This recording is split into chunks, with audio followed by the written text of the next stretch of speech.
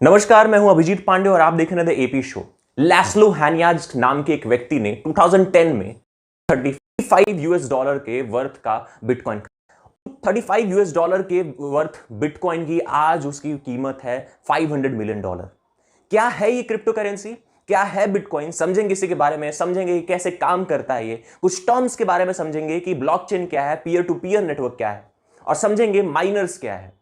तो देखते रहिए इस वीडियो को, जुड़े रहिए हमारे साथ, लाइक कीजिए इस वीडियो को और याद रखिए ये वीडियो एक एजुकेशनल पर्पस के लिए बनाई गई। इसको समझने के लिए हम एक स्टोरी लेते हैं। सपोज कि दो दोस्त हैं, राम और श्याम।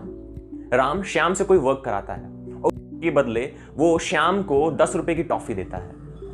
अब श्याम कहता है कि हमारे बीच में चीजें आसान रहनी चाहिए क्योंकि डिजिटल जमाना है, तो टॉफी भी डिजिटल होना चाहिए। तो राम श्याम को एक डिजिटल टॉफी देता है, लेकिन प्रॉब्लम यह है कि डिजिटल टॉफी इजीली कॉपी हो सकता है। एक टॉफी के 100 टॉफी बनाए जा सकते हैं और इस टॉफी के डिजिटल फॉर्म को इजीली किसी भी फाइल से अटैच करके, किसी भी ईमेल से अटैच करके लोगों को भेजा जा सकता है। तो इसके लिए सॉल्यूशन यही था कि जो ट्रांजैक्शन हुआ राम और श्याम के बीच में, उस ट्रांजैक्शन को एक डॉक्यूमेंट में लिखा जाए और इस डॉक्यूमेंट को कहेंगे हम लेजर, पब्लिक लेजर। और ये पब्लिक लेजर एक डिजिटल डॉक्यूमेंट है जहां पर ये स्टोर होगा, जहां पर लिखा जाएगा जो भी लोगों के बीच में ट्रांजैक्शन हो रहा है। जैसे कि राम ने जब श्याम को टॉफी दिया तो लेजर में ये लिखा जाएगा कि राम ने इतने टॉफी श्याम को दिए। लेकिन अब प्रॉब्लम ये है कि ये लेजर किसी पर्सन द्वारा हैंडल किया जाएगा, मेंटेन किया जाएगा। वो पर्सन अपने हिसाब से उस वैल्यू को चेंज कर सकता। तो यहीं पर आता है एक बहुत बड़ा रिवोल्यूशनरी आइडिया, जहां पे ये लेजर एक कंप्यूटर पे ना स्टोर होके बहुत सारे कंप्यूटर पे स्टोर। सो अब जो ये लेजर सभी के कंप्यूटर में स्टोर है, तो कहीं भी कोई भी अल्टरेशन किया जाएगा इसमें, तो उस समय क्योंकि सभी के डेटा पर ही कलेक्ट है, सभी के लेजर में कलेक्ट है, सबके कंप्यूटर में कलेक्ट है इंफॉर्मेशन, तो कहीं भी अगर ये अल्टर किया जाता है, चेंज किया जाता है, तो इसके वजह से दूसरे के कंप्यूटर, दूसरे के नेटवर्क में भी ये मिसमैच होगा, जिसके वजह से ये पकड़ा जाएगा कि किसने चेंज किया। तो इस तरह से एक किसी भी करेंसी को हम यहां पर कंप्यूटर के साथ, अलग अलग कंप्यूटर में लेजर के साथ स्टोर कर सकते हैं। अभी जो स्टोरी हमने लिया, इस एग्जांपल के साथ हम समझेंगे एक एक करके सब कुछ। अब सबसे पहले समझते हैं क्रिप्टो करेंसी। तो यहां पर हमने जो एग्जांपल में देखा कि जो राम ने श्याम को जो टॉफी दिया, ये एक डिजिटल फॉर्म था और यही जो टॉफी दिया, इसी को हम कहेंगे क्रिप्टो करेंसी। क्रिप्टो करेंसी जो है एक नई मीडियम है जहां पे लोग जो है एक डिजिटल फॉर्म ऑफ करेंसी का इस्तेमाल करते हैं। आप लोगों ने बहुत सारे क्रिप्टो करेंसी का नाम सुना होगा, जैसे कि बिटकॉइन, डोजकॉइन, इथेरियम, लाइटकॉइन। और यही करेंसीज मेंटेन की जाती हैं बहुत सारे पर्सन्स जब एक साथ कनेक्टेड होते हैं कंप्यूटर से। यही कंप्यूटर्स एक साथ जुड़े होते हैं पीयर टू पीयर नेटवर्क, यानी पर्सन टू पर्सन नेटवर्क। और यही person to person network connected होता है एक रिवॉल्यूशन टेक्नोलॉजी से, जिसको हम कहते हैं ब्लॉकचेन टेक्नोलॉजी। ब्लॉकचेन टेक्नोलॉजी को समझने के लिए आपको इमेजिन करना होगा एक रेल के डब्बे के। जैसे आपने देखा होगा कि रेल का डब्बा जब एक भर जाता है तो जो हमारा लगेज है या फिर जो भी चीज है उसको हम क्या करेंगे, दूसरे डब्बे में शिफ्ट करेंगे। फिर वो जब भर जाएगा फिर दूसरे डब्बे में शिफ्ट करेंगे और हर एक डब्बा। ऐसे ही होती है ब्लॉकचेन टेक्नोलॉजी। जब क्रिप्टो करेंसी से रिलेटेड ट्रांजैक्शन होंगे, इन्हीं ब्लॉक्स में स्टोर किया जाएगा और जब एक ब्लॉक फिल हो जाएगा तभी ट्रांजैक्शन नेक्स्ट ब्लॉक में फिल की जाएंगे और सारे ट्रांजैक्शन एक दूसरे से रिलेटेड होंगे, सारे ब्लॉक्स एक दूसरे से रिलेटेड होंगे और ये सारे ब्लॉक्स बनाते हैं चेन ऑफ ब्लॉक्स और इन्हीं को हम कहते हैं ब्लॉकचेन टेक्नोलॉजी। ब्लॉकचेन टेक्नोलॉजी क्योंकि बहुत सारे कंप्यूटर से जुड़ी होती है, इसीलिए यहां पे प्राइवेसी बहुत मैटर करता है। जैसे कि अगर सपोज कीजिए कि दो फ्रेंड जो थे, राम और श्याम, उनमें ट्रांजैक्शन, राम के पास 2 बिटकॉइन है। राम उस 2 बिटकॉइन में से 1 बिटकॉइन श्याम को दे देता है। अब क्योंकि अब क्या करेगा, ब्लॉकचेन टेक्नोलॉजी है, वो क्या करेगी, वो फेच करेगी कि राम के पास एक्चुअल में कितने बिटकॉइन थे।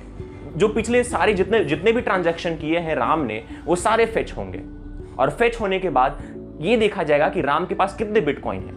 और अब चूंकि राम ने उस 2 बिटकॉइन में से 1 बिटकॉइन श्याम को दे दिया, तो श्याम के अकाउंट में 1 बिटकॉइन ऐड हो जाएगा। और इस दौरान ब्लॉकचेन टेक्नोलॉजी प्रोवाइड करती ट्रांसपेरेंसी, यानी जितने भी कंप्यूटर्स कनेक्टेड हैं एक दूसरे से, वो ट्रांसपेरेंट होते हैं और इसकी वजह से फ्रॉड को इजीली ट्रेस किया जा सकता है। अब इसी दौरान जो पर्सन पब्लिक लेजर को मेंटेन करने की रिस्पॉन्सिबिलिटी लेता है, उसी को हम कहते हैं माइनर। माइनर का ये वर्क होता है कि वो अपने किसी पावरफुल सिस्टम के साथ माइनिंग करना स्टार्ट करें, यानी पब्लिक लेजर को मेंटेन करना स्टार्ट करें और इसी सारे प्रोसेस को कहते हैं माइनिंग। अब ऐसा नहीं है कि माइनिंग करने के लिए कोई पर्सन को कंप्यूटर पे हमेशा बैठना रहेगा, नहीं।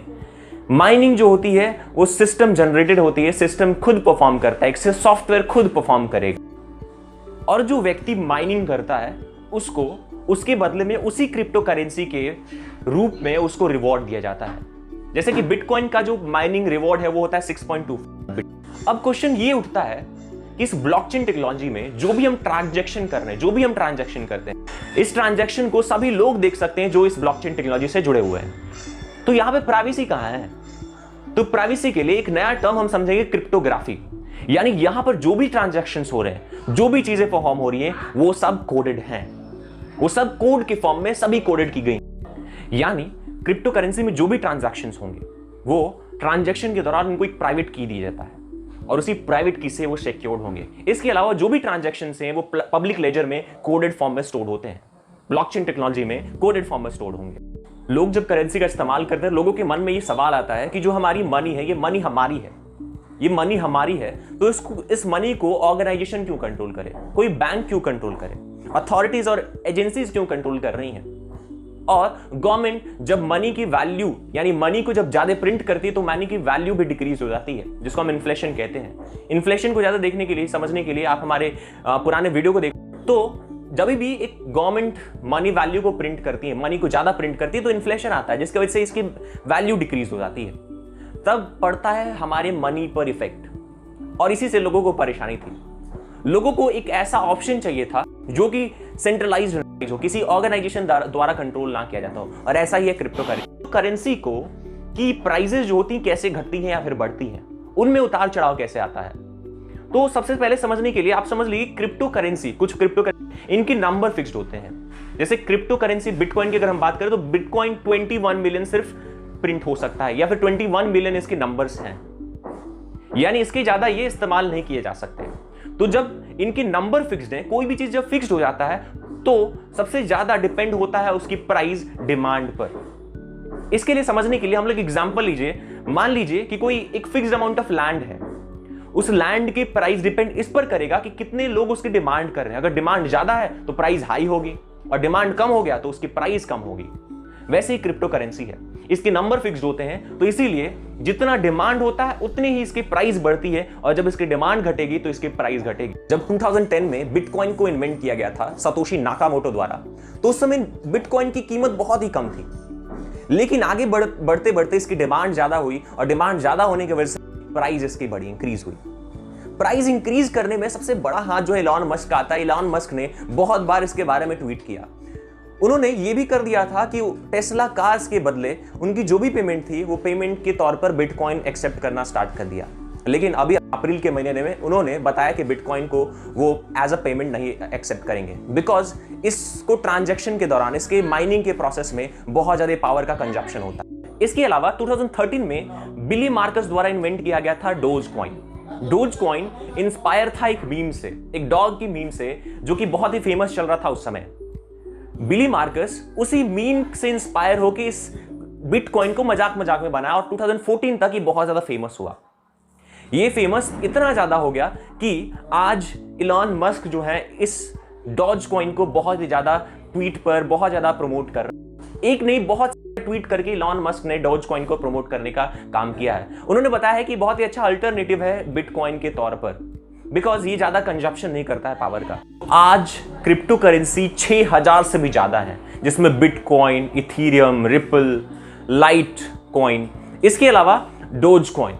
ये सब तो ठीक है, आप समझते हैं हम एडवांटेजेस और डिसएडवांटेजेस इन्हीं करेंसीज के बारे में। करेंसी के सबसे बड़े एडवांटेजेस में आता है डिसेंट्रलाइजेशन, यानी किसी भी ऑर्गेनाइजेशन के अंडर ये वर्क नहीं करता है। यानी अगर सपोज कीजिए कि अगर हम ट्रांजैक्शन कर रहे हैं इंडिया से अमेरिका में, तो अगर मैं बैंक से ट्रांजैक्शन करता हूं तो इंडिया से अमेरिका को ट्रांजैक्ट करने के लिए मुझे करना पड़ेगा कि बैंक में जाना, बैंक को करेगा कि कन्वर्ट करेगा मनी को और यूएस डॉलर में, और यूएस डॉलर में वो अमेरिका को भेजेगा। वहां पे बैंक चार्ज करेगा कुछ फी। अब बात अगर यहां पर आती है कि क्रिप्टो करेंसी में, तो क्रिप्टो करेंसी में किसी प्रकार की अथॉरिटी नहीं है, जिसके कारण हम डायरेक्ट एक सेंडर रिसीवर को भेज सकता है, और यहां पर उतने अमाउंट में चार्जेस भी नहीं लगते। दूसरा advantage is no government control, यानी कोई भी गवर्नमेंट कंट्रोल नहीं करती है। यानी अगर इन्फ्लेशन आता है तो इन्फ्लेशन का कोई इफेक्ट नहीं पड़ने वाला है क्रिप्टो करेंसी पे। अगर वैल्यू चेंज होती है इन्फ्लेशन के कारण तो उसका कोई प्रभाव नहीं पड़ने वाला। तीसरा एडवांटेज है सेफ्टी, क्योंकि क्रिप्टो करेंसी बेस्ड है ब्लॉकचेन टेक्नोलॉजी पे, यानी बहुत सारे कंप्यूटर सॉफ्टवेयर एक साथ कनेक्टेड हैं और वर्क करते हैं इनके ट्रांजैक्शन पे।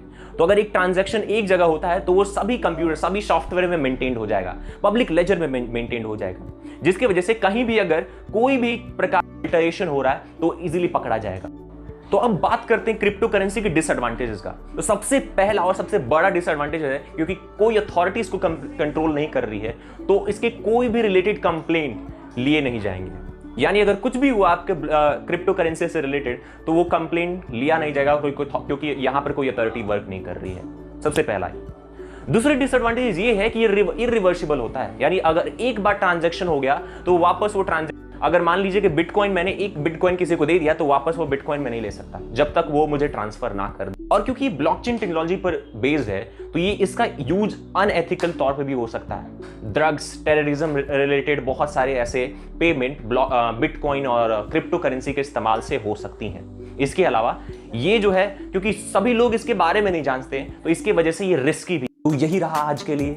लाइक कीजिए हमारे वीडियो को, सब्सक्राइब कीजिए हमारे चैनल को और शेयर कीजिए ताकि हमारी पहुंच और लोगों तक बढ़ पाए। जय हिंद।